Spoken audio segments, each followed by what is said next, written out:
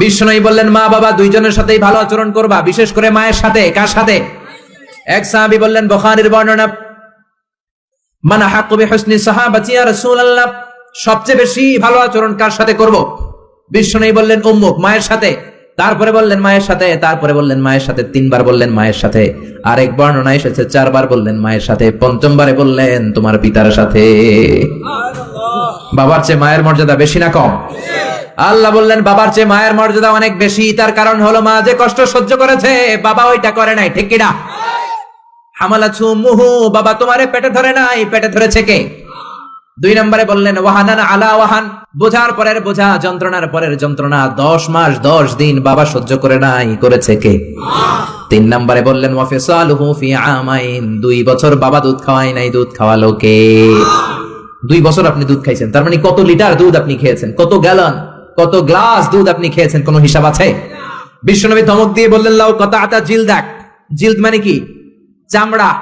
লাউ কাতাআতা জিলদাক, তোমার চামড়াগুলো কেটে রোদে শুকিয়ে যদি মায়ের পায়ের 2টা জুতা বানিয়ে দাও, ওই যে ছোট্টবেলায় 1 ঢোক দুধ তুমি খেয়েছিলা, ওই একটা ঢোক দুধের শোধ আদায় হবে নাকি? মায়ের দুধের শোধ আদায় হবে? জোরে বলেন আদায় হবে? আদায় হবে। যেদিন আমাদেরকে জন্ম দিলেন কতটা কষ্ট সহ্য করেছেন, মনোযোগ দিয়ে শোনেন। মেডিকেল সায়েন্টিস্টরা বলে কোন সুস্থ মানুষ তার দেহে 45 ইউনিটের বেশি ব্যথা সহ্য করতে পারে না।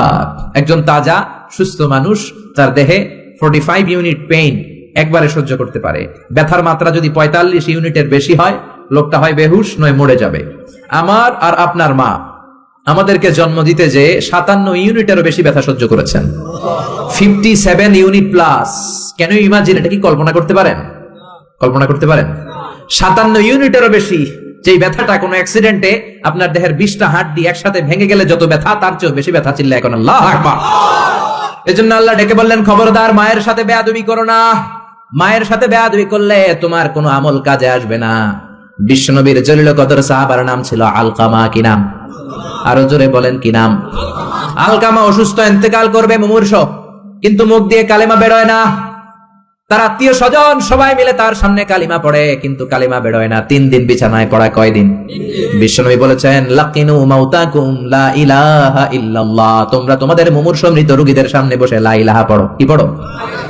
কিন্তু বললেন না লা ইলাহা পড়েন, লা ইলাহা পড়েন। অনেকে মারা যাবে, দাদা মারা যাবে, চাচা মরে যাবে, বিছানায় পড়া, কানের সামনে যায় লা ইলাহা পড়েন, লা ইলাহা পড়েন। এরকম জোরাজোরি করবেন না, তার রূহ বেরোচ্ছে, এমনিই তো একটা জ্বালা। আবার যদি আপনি চাপাচাপি করেন, সে যদি বলবে শোনা পড়ুন না, ঝামেলা আছে না নাই? এজন্য বিষ্ণু বললেন জোরাজোরি করো না, কানের সামনে যে আস্তে আস্তে তার সামনে যে পড়তে শুরু করে দাও লা ইলাহা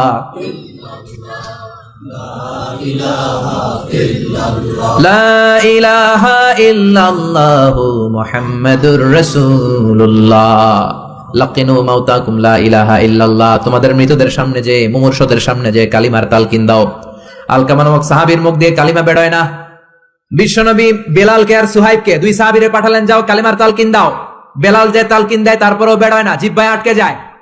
বিশ্বনবী আলকামার বিবিরে ডেকে পাঠালেন। আলকামার বিবি আসার পরে বিশ্বনবী বললেন ও আলকামার বিবি, আলকামা কেমন ছিল? বিবি বলে নামাজি ছিল, অনেক দানশীল ছিল, কোনো খারাপ আমল ছিল না। আলকামার বাবা মা কেউ বেঁচে আছে নাকি? আছে। কে আছে? মা আছে, মারে ডাকো। ও আলকামার মা, তোমার আলকামা কোনোদিন নামাজ ছেড়েছে কিনা? না। রোজা ছেড়েছে কিনা? না। মানুষের সাথে খারাপ আচরণ করেছে কিনা? না। তোমার সাথে কেমন আচরণ করেছে? তোমার সাথে কেমন আচরণ করেছে? এই প্রশ্ন করার পরে আলকামার মা কাঁদতে শুরু করে দিলেন।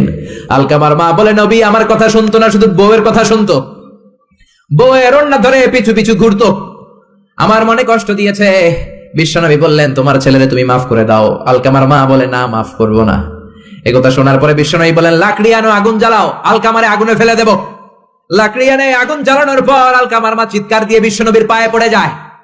বিশ্বনবীর ডেকে বলে নবী গো, আপনার 2টা পায়ে ধরি, আমার কলিজার টুকরা আলকামারে আগুনে ফেলবেন না। আলকামা আমার নার ছেড়া ধন, আমার কলিজার টুকরা। ও নবী অনেক কষ্ট দিয়েছে আমার মনে, কিন্তু আগুনে ফেলবেন না। আগুনে ফেলার জন্য ওরে আমি পেটে ধরি নাই, আগুনে ফেলানোর জন্য ওরে আমি মানুষ করি নাই। ও নবী আমার আলকামারে আগুনে পড়বেন না, জান জান, আমি আমার আলকামারে মাফ করে দিলাম। বিশ্বনবীর সামনে দাঁড়িয়ে আলকামার মা যখন মাফ করে দেওয়ার ঘোষণা দিল, বিশ্বনবী সাক্ষী, সাহাবীরা সাক্ষী। আলকামা চিৎকার করে পড়তে শুরু করলো লা ইলাহা ইল্লাল্লাহু মুহাম্মাদুর রাসূলুল্লাহ সাল্লাল্লাহু আলাইহি ওয়াসাল্লাম। কালিমা পড়ে শেষ নিঃশ্বাস ত্যাগ করেছে। চিল্লায় এখন আল্লাহু আকবার। এজন্য মা বাবার খেদমতের দরকার আছে না নাই?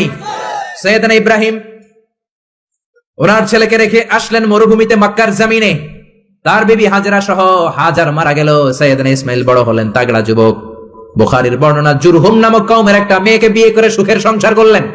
আল্লাহ বললেন, ইব্রাহিম যাও যাও তোমার ছেলেরা দেখতে যাও।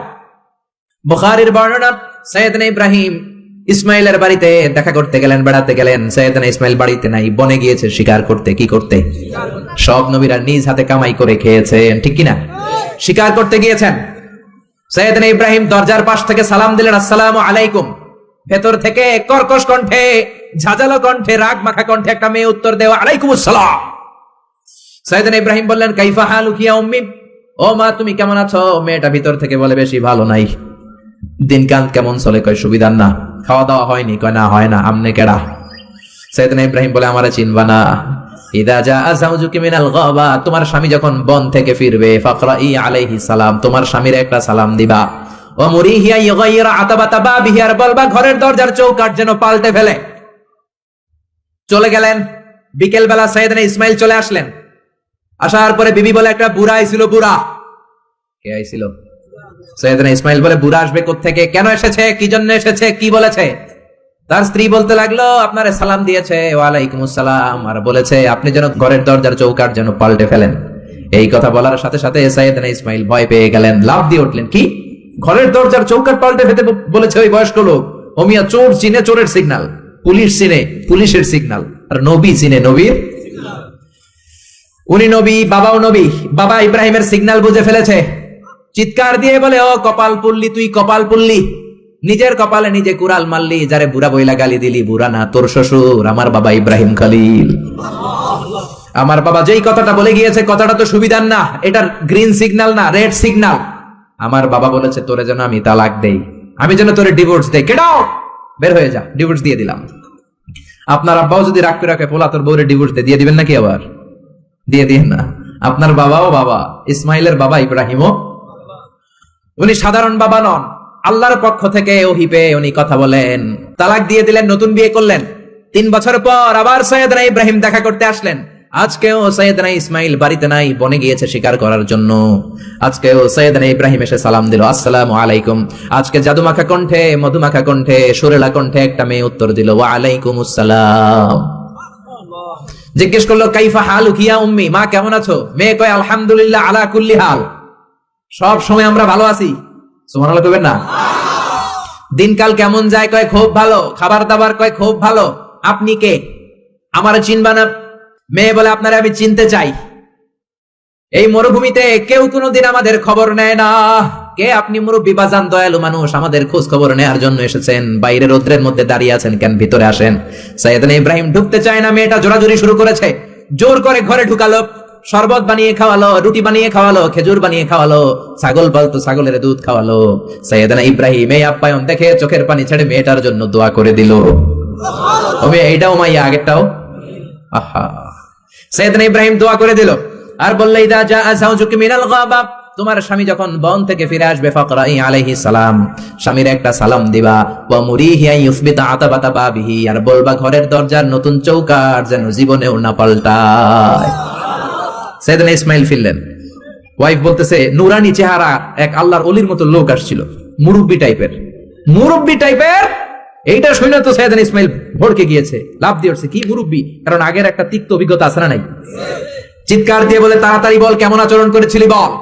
বিবি বলে, আপনি ভয় পাবেন না, অনেক ভালো আচরণ করেছি, আপ্যায়ন করেছি। উনিও আমার মাথায় হাত বুলিয়ে দোয়া করেছেন, আপনারে সালাম দিয়েছেন, আর বলেছেন ঘরের দরজার নতুন চৌকাঠটা যেন জীবনেও আপনি না পাল্টান। আদরের চোটে বিবিকে জড়িয়ে ধরলেন, বললেন, ও বিবি, তুই তো পরীক্ষায় গোল্ডেন এ প্লাস। কি পাইছস? গোল্ডেন। নুরানি চেহারার যে লোকটা এসেছিল সাধারণ কোন লোক নয়, তোমার শ্বশুর আমার বাবা ইব্রাহিম খলিল। আমার বাবা চৌকাঠ বলতে তোকে বুঝিয়েছে আর বোঝাতে চেয়েছে, এই যে তোরে আমি বিয়ে করেছি, জীবনেও যেন তোরে তালাক না দেই। তোর হাতটা যে দুনিয়াতে আমি ধরেছি, তোর হাত ধরেই যেন দুজনে জান্নাতে ঢুকে যায়। এজন্য বাবা মার দোয়ার দরকার আছে না নাই? নিতে রাজি আছেন তো? আছেন। আপনি যত বড় আল্লাহর ওলি হন, বাবা মা বদদোয়া দিয়ে দিলে সব শেষ, দুনিয়াও শেষ, আখিরাতও